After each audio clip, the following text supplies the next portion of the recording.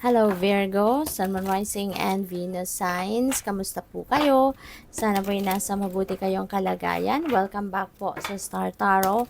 Kung bago kayo rito, welcome din po kayo. Please subscribe, like, share my videos, and leave me a comment kung nakaresonate kayo. So, first card ninyo, man holding a coin. Ayan. So, yung taong ito, could be someone na pwedeng makatulong sa'yo pagdating sa inyong kaperahang aspeto. Maaari na yung taong ito could be, siguro kung meron kunyari kayo mga transactions sa mga financial institutions, sa bangko, or kung ano man, mga lending institutions, mga ganyan. So, depende sa inyong sitwasyon. But, kung meron kayong mga pakikipag-usap, mga pinoproseso na related sa pera, baka yung taong ito makakatulong sa iyo dyan. Pwede rin na empleyado siya dyan sa opisinang yan at siya yung tutulong sa iyo, no, na makuha mo kung ano man yung sadya mo, ma-accomplish mo kung ano man ang kailangan mo dyan. Or this could be someone, no, na pwedeng kilala mo na siya, or this could also be your person, diba? So, depende yan sa inyong sitwasyon. But this person, meron itong it's either meron tong katungkulan, diba, sa opisina or kung anumang institusyon, kaya maaring pwedeng manager siya, 'di ba? May pera na 'to. You know, this person could be someone na meron ng marami ng savings, or maaring established na siya sa kanyang trabaho. Pwede rin na established na yung kanyang negosyo. This could be a wealthy man, you know, that this person could help you, 'di ba? Na maayos ang mga financial hardships mo, financial problems mo, or pwedeng siya yung mismo makakatulong sa'yo at maaring magbibigay ito or siya magpapautang sa'yo ng pera, no? So, maaring ganon.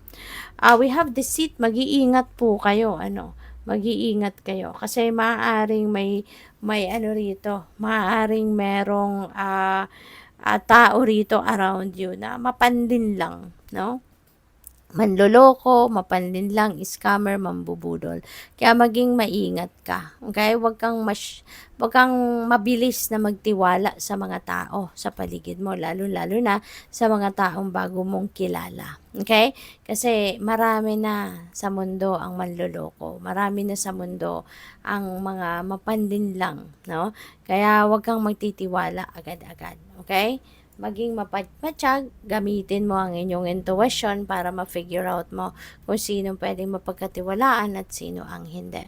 So, we have attachment, and this is a unhealthy attachment. Okay?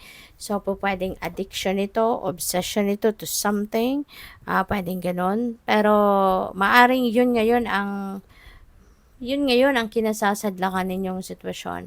Pero kaya may mga dark dyan, diba? Pero unti-unti, nagliliwanag na ang isip mo.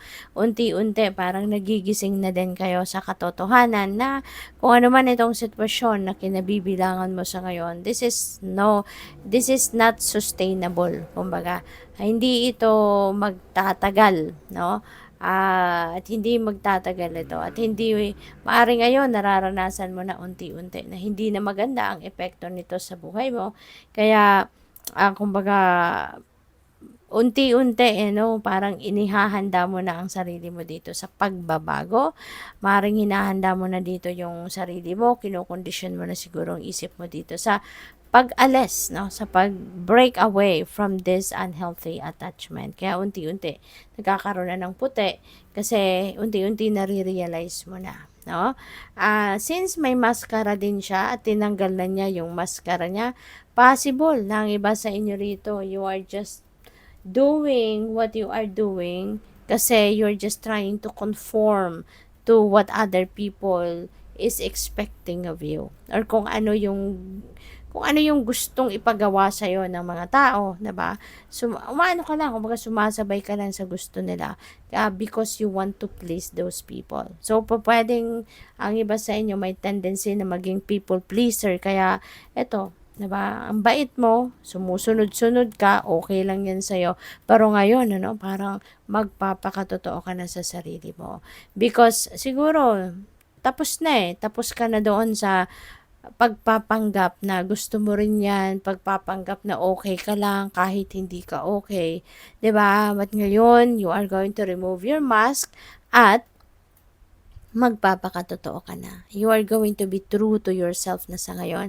At kung ano dito yung gusto mong mangyari, yun na ang ipipilit mong gagawin mo. 'Di ba? Parang ito na, this is the start of the end of being or for pleasing other people at all times. Kasi maaaring gano'n ang nangyayari sa'yo.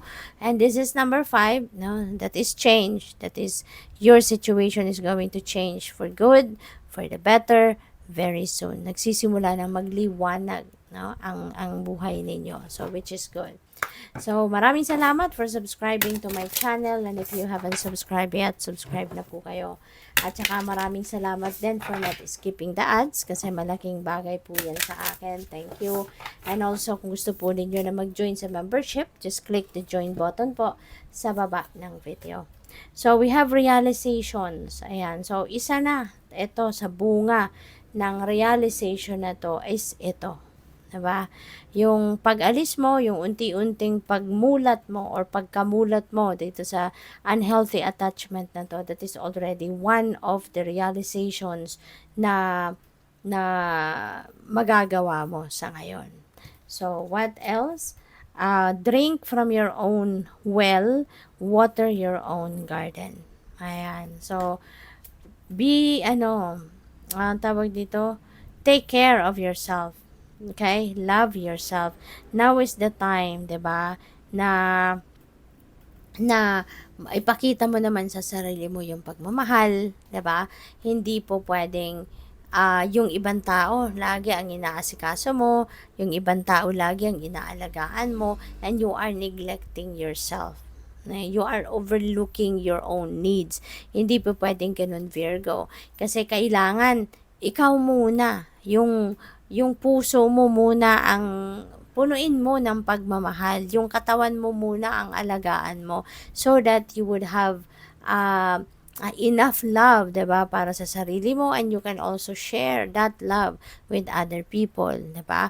Alagaan mo muna ang sarili mo para you will be recharged, you will be rejuvenated, you will be in good health, you will be in good shape para na you have that a lot of energy, 'di ba, na magagamit mo para alagaan mo or para mag-alaga ka ng ibang tao.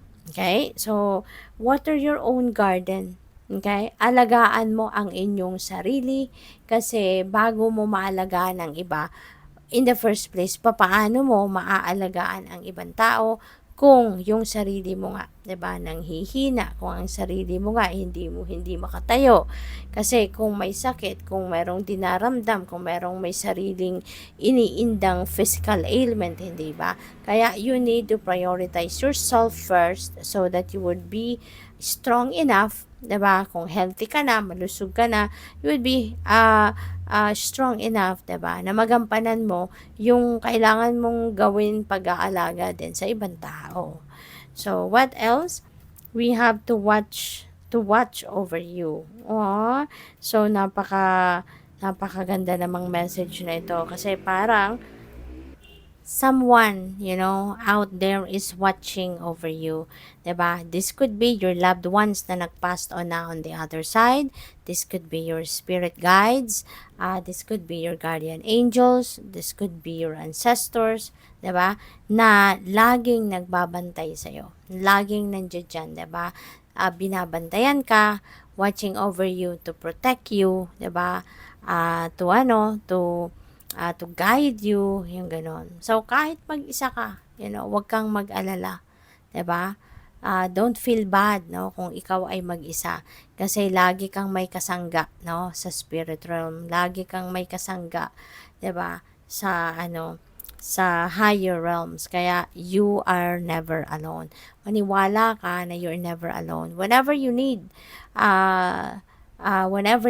to feel their presence, no, kailangan mo lang tawagin sila, 'di ba? Tawagin mo si God, tawagin mo yung spirit guides mo, yung angels mo, yung guardian angels mo, 'di ba? Yung mga mahal mo sa buhay na nag-pass on the other side kasi mabilis ka nilang maririnig. Okay? Because they are watching you. They are just nearby. So, good luck po. Thank you for watching. Love and light. Namaste.